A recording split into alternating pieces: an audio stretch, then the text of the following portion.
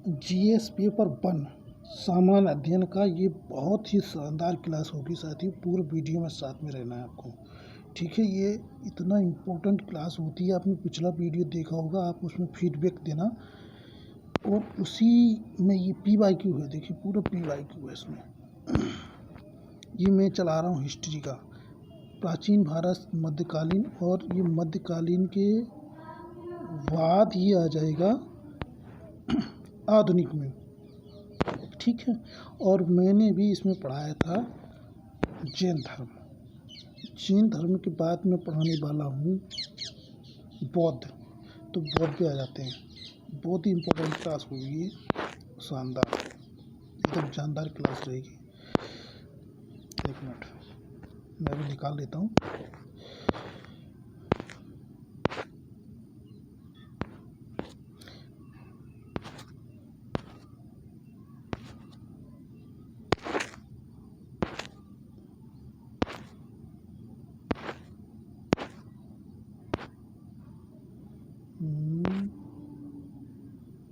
ऋग्वैदिक,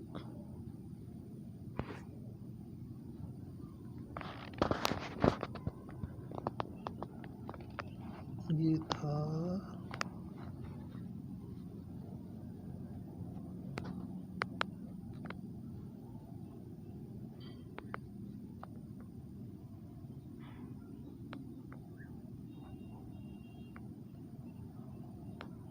अभी निकालते हैं इसको। बौद्ध धर्म पढ़ाएंगे आज। बहुत ही शानदार क्लास होगी, शानदार जानदार क्लास के लिए आप एक मिनट।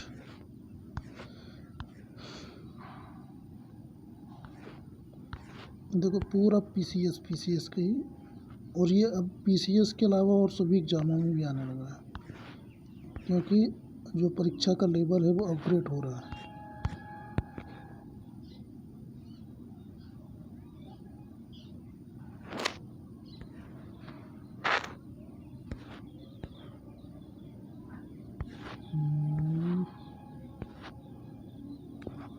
एक मिनट, वीडियो में पॉज कर रहे हैं, एक मिनट।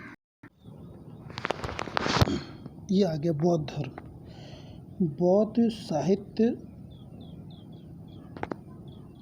में आप ये देखिए, जैन धर्म के बाद में बौद्ध धर्म, ये दोनों धर्म से ये क्वेश्चन हर एग्जाम में, कोई सा भी उत्तर प्रदेश का, उसमें ज़रूर आना है।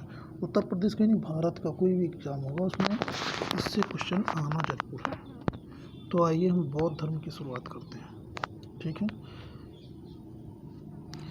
बौद्ध साहित्य में थेरी गाथा किस निकाय से संबंधित है?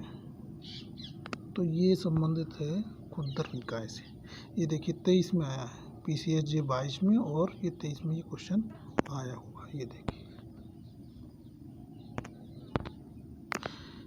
बौद्ध साहित्य में थेरी गाथा खुद्दक निकाय संबंधित स्थविर, जो भिक्षुक होते थे उनके बौद्ध धर्म के गीतों का संग्रह है। वो गीत गा गा करके धर्म का प्रचार करते थे और भिक्षा मांगते थे। खुद्दक निकाय 5 लघु संग्रह, 15 लघु संग्रहों का, ग्रंथों का संग्रह। कितने का है इनका? 15 का, जिसमें मुख्यतः खुद्दक पाठ, धम्मपद, उदान, इतिवृत्तक एवं उपनिपात, विमान वत्तु, पेतवत्तु, थेर गाथा, थेरी गाथा, बुद्ध वंश, जातक, निर्देश, पति समद्रमग्ध, अपादान आदि चर्यापटिक शामिल हैं। मध्यम निकाय नंबर 1 ये है, नोट करने के लिए, ठीक है। दूसरा ये है अगुत्तर निकाय, तीसरा है ये संयुक्त। अब इनके बारे में थोड़ा देख लीजिए। बौद्ध धर्म के सिद्धांत में व्याख्यान, वार्तालाप तथा कथानक इसमें शामिल हैं। बौद्ध का मानवीय एवं दैवीय शक्ति के रूप में चित्रण इसमें किया गया है मध्यम निकाय में। अगुत्तर में क्या किया, इसके लिए इसके सूक्त 11 निपातों में संग्रहित हैं। इनमें से 16 महाजनपदों का उल्लेख है इसमें अगुत्तर में। ठीक है, 16 महाजनपदों का ये प्रश्न बन सकता है। 16 महाजनपदों का उल्लेख किस निकाय में है? ठीक है, जैसे इसमें यहाँ किस निकाय से संबंधित है, तो ये भी पूछा जा सकता है महाजनपदों का किस निकाय से उल्लेख किया है। संयुक्त, यह सुप्त के वर्गों का समुच्चय है। सुप्त के वर्गों का समुच्चय है। अब पूछा जा सकता है सुप्त के वर्गों का समुच्चय किस निकाय से है, तो यह संयुक्त निकाय से। इसमें धर्म चक्र प्रवर्तन के रूप में ये ऐसे ही क्वेश्चन आते हैं, यही घूम भर करके आना है। इसी चीज़ को अच्छे से समझ लेना है, बस इतना मान के चलिए।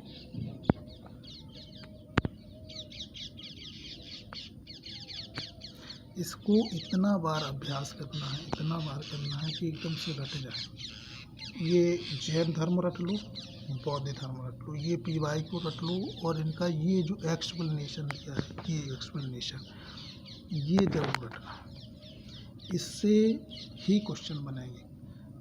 होता क्या है, 30% यही क्वेश्चन आ जाएगा और बाकी का 70% यहाँ से आएगा। आप समझ लो। तो इसमें आप ये देखिए, चिन्ह और अर्थ, मतलब किस चिन्ह का क्या अर्थ है। जैसे जन्म, तो जन्म का क्या है, जन्म का है इसमें कमल, जन्म का चिन्ह है कमल, ठीक है। ए का हो गया ये, और इसमें डी वाला है, और बी का हो गया सामने प्रथम प्रवचन यानी कि धर्मचक्र। महाबोधि का हो जाएगा ये बोधि वृक्ष, महाबोध कहाँ हुआ था, बोधि वृक्ष से। त्याग का है घोड़ा। ये इस प्रकार से। अब महात्मा बुद्ध के जीवन की 5 घटनाएं बौद्ध धर्म की प्रतीक चिन्ह मानी जाती हैं, जैसे कि जन्म कमल और साण, बी है गृह त्याग अश्व घोड़ा, गृह त्याग दिया। महाबोध क्या है, बोध वृक्ष, उन्हें मतलब ज्ञान की प्राप्ति किससे हुई थी, बोध वृक्ष से, है बट वृक्ष के नीचे। प्रथम उपदेश धर्म चक्र प्रवर्तन, और परिनिर्माण है पद चिन्ह और स्तूप, ये इनके प्रतीक हैं। बहुत सुंदर, ऐसे ही समझ के चलना बस। और आपका एक और दायित्व है कि इसमें जो भी चीज़ें आपको समझ में आ रही हैं, या कुछ हो सकता है हमसे कोई भी व्यक्ति पूर्ण नहीं होता, अगर आपको लगता है कि ये कमी है तो उसको आप बता सकते हैं, कमेंट में लिख सकते हैं कि ये और अच्छा किया जा सकता है। उस पर हम पूरा ध्यान देंगे सुधार करने का, क्योंकि अभी हमारे पास डिजिटल बोर्ड नहीं है, ठीक है। उसकी व्यवस्था आगे हम करेंगे। थोड़ा आप हमारे ये मोनेटाइज हो जाए, 4000 की जो वॉचिंग टाइम है उसको पूरा कराने के लिए आप हेल्प करें, थोड़ा इसको शेयर कर दिया करें क्लास को, जिससे कि हम इसको और अच्छा अपग्रेड कर पाएँ। बोध प्राप्त करने के पूर्व ज्ञान की खोज में सिद्धार्थ गौतम किन आचार्यों के पास गए, तो 2 लोगों के पास गए थे वो, ठीक है। एक तो गए थे अलार के पास, एक गए थे रामपुत्र के पास, ठीक है। अलार कलाम और उद्रक रामपुत्र इन दोनों लोगों के पास वो ज्ञान की खोज में गए थे, लेकिन यहाँ उनको ज्ञान की प्राप्ति नहीं हुई थी, ठीक है। ये मैं बताता हूँ। फिर उन्होंने एक यही इस पूरा एक्सप्लेन इसमें किया गया। इन लोगों के पास वो गए हैं, किले के पास एक राजगृह के समीप रहते थे, ठीक है। फिर वहाँ सब जगह छोड़ा है उनको, वहाँ बोध नहीं मिला। फिर वो एक पेड़ के नीचे बोध गया में अकेले ही तपस्या करने लगे, यहाँ उन्हें ज्ञान की प्राप्ति हो गई, ठीक। इतनी सी बात है। चलिए नेक्स्ट, बौद्ध धर्म के विस्तार के कारणों से सम्मिलित क्या है, बौद्ध धर्म का विस्तार होने का ऐसा कौन कौन से बिंदु है जो नीचे दिए गए। एक तो है धर्म की सादगी, धर्म की बड़ी सादगी, इसमें ज़्यादा वो नहीं है, सिंपल सादा है। दूसरा, दलितों के लिए विशेष अपील की गई, दलितों के लिए कि आप ज़्यादा खर्चा और वो तमाम दिखावाबाजी नहीं करनी है। धर्म की मिशनरी भावना, एक मतलब मिशन के लिए काम करते हैं ये लोग, दूसरा स्थानीय भाषा का प्रयोग, मतलब जहाँ भी जाएंगे वहाँ पे अपने लोकल भाषा का प्रयोग करते हैं। पांचवा नहीं है, दार्शनिक द्वारा ये भावना की सुदृढ़ता, ये नहीं है। यही है इसमें सी, 1 2 3 4, बहुत सुंदर। चलिए, ये हो गया, ये समझ लिया है हम लोगों ने। भगवान बुद्ध ने निम्नलिखित 4 आर्य सत्यों का प्रतिपादन किया। नीचे दिए कूट में उनका प्रयोग सही क्रम में, उनको सही क्रम में लिखना है। तो ए, पहला नंबर ए दुख है। फिर क्या है, दुख का कारण है, कुछ ना कुछ तो कारण है ही, जब कोई आदमी दुखी है तो उसका कारण भी है, ठीक है। फिर है बी, दुख का मतलब निरोध, दुख को कैसे रोके, उसका रुकावट भी है। जैसे किसी बात से दुखी है तो दूसरा कुछ ऐसा कारण हो सकता है जिससे वो खुश हो जाए। दुख निरोध का मार्ग, उसका कोई ना कोई रास्ता है, ठीक है। तो इसमें ये हो गया, बहुत बढ़िया। गौतम बुद्ध के उपदेशों में सबसे महत्वपूर्ण 4 आर्य थे। एक दुख था, दुख समुदाय, दुख उत्पन्न होने के अनेक कारण जिनमें से मूल तृष्णा है। तीसरा है दुख निरोध, दुख का निवारण संभव, इसके लिए तृष्णा का अनुमूलन करना, मतलब तृष्णा छोड़नी पड़ेगी, ठीक है। दुख निरोध गामिनी प्रतिपदा, दुख के मूल अविद्या के विनाश के उपांग अष्टांग मार्ग। उन्होंने अष्टांग मार्ग में सम्यक दृष्टि, सम्यक संकल्प, सम्यक वाणी, सम्यक कार्य, ऐसे ये उपाय बताए गए हैं। चलिए नेक्स्ट,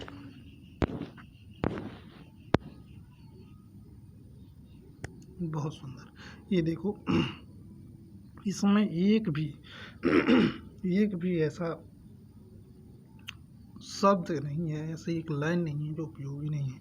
बड़े ध्यान से पूरा देखिए। गौतम बुद्ध के बारे में निम्न में क्या सत्य है? तो वे कर्म में विश्वास रखते थे, बिल्कुल सही। आत्मा का शरीर में परिवर्तन मानते थे, हाँ, मतलब आत्मा मर के फिर शरीर में बदल के आ जाती है, ये भी वो मानते थे। निर्वाण प्राप्ति में विश्वास रखते थे, हाँ, ये भी रखते थे। ईश्वर की सत्ता में विश्वास करते, ये बात नहीं मानते थे। तो 1 2 3 ये बात है। महात्मा बुद्ध कर्म में विश्वास करते थे, ठीक है। वे आत्मा में विश्वास नहीं करते थे, पुनर्जन्म में विश्वास करते, आत्मा में विश्वास न करते हुए पुनर्जन्म में विश्वास करते थे। निर्वाण प्राप्ति के लिए बौद्ध धर्म का अंतिम परम लक्ष्य यही था।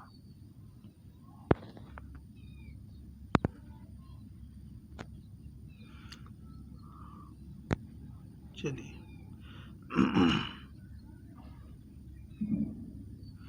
इसमें हम करीब कितना 50 तक क्वेश्चन, थोड़ा फास्ट करेंगे, इसमें सॉल्व करना है।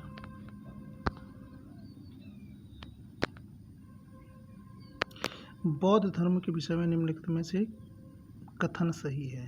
तो कथन 1 2 3 सही है, यानी कि तीनों सही है। उसने वर्ण एवं जाति को अस्वीकार नहीं किया, उसने ब्राह्मण वर्ग की सर्वोच्च सामाजिक कोटि को चुनौती दी, उसने कुछ शिल्पों को निम्न माना है, ठीक है। ये एक्सप्लेनेशन बहुत इम्पोर्टेंट है। गौतम बुद्ध के मध्यम मार्ग का उपदेश है, वे मोक्ष के लिए कठोर साधना एवं कायाक्लेश में विश्वास करते थे। गौतम बौद्ध धर्म आत्मा के अस्तित्व में विश्वास नहीं करता है। बौद्ध धर्म के अनुसार निर्वाण एवं जीवन में भी प्राप्त हो सकता है। गौतम बुद्ध ने जाति पाति जैसी सामाजिक कुरीतियों का प्रबल विरोध किया है और ब्राह्मणों की सर्वोच्चता को मानने से इनकार किया है। नेक्स्ट क्वेश्चन है, बौद्ध दर्शन के अनुसार विचार कीजिए। इसमें ये दिया गया पुनर्जन्म नहीं है कथन, आत्मा की सत्ता नहीं है। तो ये पुनर्जन्म तो वो मानते हैं, यहाँ ऊपर लिखा है पुनर्जन्म को मानते हैं, आत्मा की सत्ता नहीं है। तो ये भी सही, वो आत्मा की सत्ता को नहीं मानते हैं, ठीक है। तो इसमें ए गलत और आर सही है, तो ए गलत आर सही है।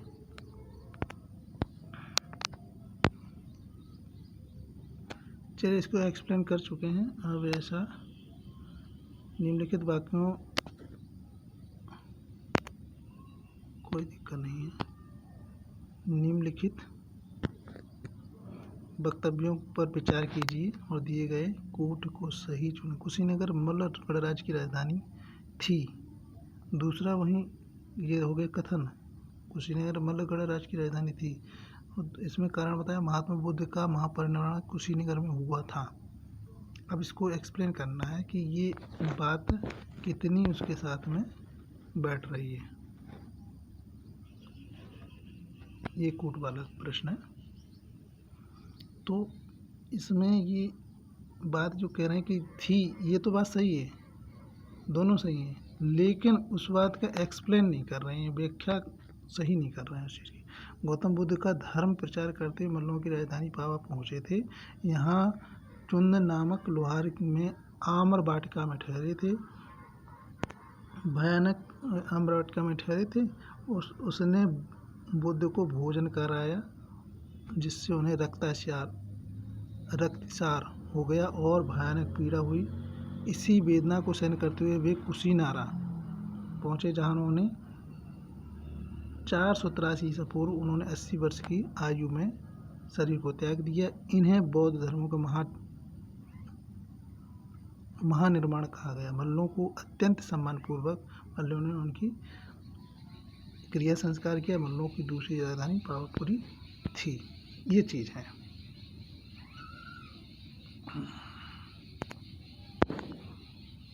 नेक्स्ट, निम्नलिखित वक्तव्यों में विचार कीजिए कि नीचे दिए गए सही उत्तर का चयन करें। सर्वाधिक वर्षा वर्षों में गौतम बुद्ध श्रावस्ती में रहे। चलिए, ये बात तो सही है, श्रावस्ती में रहे। दूसरा कारण है, श्रावस्ती के राजा प्रसेनजीत गौतम बुद्ध की आयु के थे। लेकिन इसका ये एक्सप्लेनेशन नहीं है सही। तो ये दोनों सही हैं, वक्तव्य दोनों सही है, लेकिन ये इसकी सही व्याख्या नहीं करते हैं। ठीक है,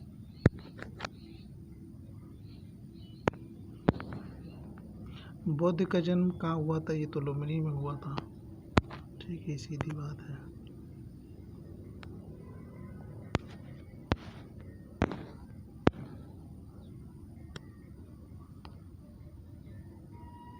गौतम बुद्ध की माँ किस वंश की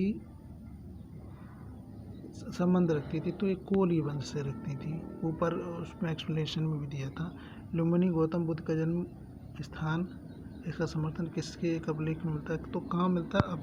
अशोक के उसमें पत्थर की जो शिला है उसमें मिलता है। बुद्ध की मृत्यु जहाँ हुई थी वह स्थान अब कहाँ है? तो वो उत्तर प्रदेश में है। ठीक है, कुशीनगर है। माता बुद्ध का महान परिनिर्वाण किसके गणतंत्र में हुआ था? तो ये हुआ था मल्लों का शासन। बुद्ध के महापरिनिर्वाण की तिथि लगभग थी, तो ये थी 483, आयु थी 80 वर्ष। ठीक है, उस समय जब उनका महानिर्वाण हुआ था। अगला है, सारनाथ में अपना प्रथम प्रवचन किसने दिया? तो बुद्ध ने दिया था। बौद्ध धर्म के संस्थापक महात्मा बुद्ध का जन्म लुम्बिनी में हुआ। पालन पोषण मौसी प्रजापति गौतमी ने किया था इनके बचपन का नाम सिद्धार्थ था। इन्होंने 29 वर्ष की अवस्था में गृह त्याग दिया था। वैशाख पूर्णमासी के दिन इन्होंने ज्ञान प्राप्त हो गया था। और बुद्ध ने पहला उपदेश ऋषिवतनम सारनाथ में दिया था। ऐसे धर्म चक्र प्रवर्तन एवं भारतीय कला बुद्ध के प्रथम उपदेश मृग सहित चक्र के साथ इसे वहाँ प्रदर्शित किया गया है। चलिए, और दो क्वेश्चन इसमें शामिल करते हैं। इसके बाद में इस क्लास को यहीं रोकेंगे, क्योंकि ज़्यादा बड़ी वीडियो में आप लोगों को भी प्रॉब्लम होती है। कुछ लोगों ने कमेंट करके कहा है, आप इसमें कमेंट करके बताएंगे कि हमें क्या करना है जिससे और बेहतर क्लास दे सकूं, जिससे आपको लाभ मिले, आपकी परीक्षा में आप लाभान्वित हों। जिसमें परीक्षा के समय आपको यही चीज़ें आनी हैं, ऐसे ही इसको आप पढ़ेंगे। बुद्ध के जीवन की किस घटना को महाअभिनिष्क्रमण के रूप में जाना जाता है? तो ये उनका गृह त्याग है। गृह त्याग को महाअभिनिष्क्रमण कहते हैं, निष्क्रमण। ठीक है। बुद्ध के उपदेश किससे संबंधित हैं? तो ये आचरण की शुद्धता और पवित्रता के लिए संबंधित हैं बुद्ध के उपदेश। नेक्स्ट है, भारतीय कला में बुद्ध के जीवन की किस घटना का चित्रण मृग सहित चक्र द्वारा किया गया है? तो ये प्रथम उपदेश में सारनाथ बनारस में किया गया है।